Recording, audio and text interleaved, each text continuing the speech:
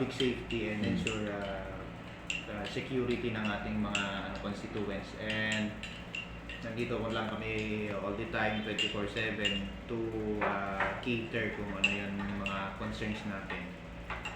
And every time na sabi ko, parati kong sinasabi sa sa mga residents natin na ang PNP tsaka ang community dapat nagtutulungan to have a better place to live, work, and do business. Sabi nga po ng natin, ng vision natin.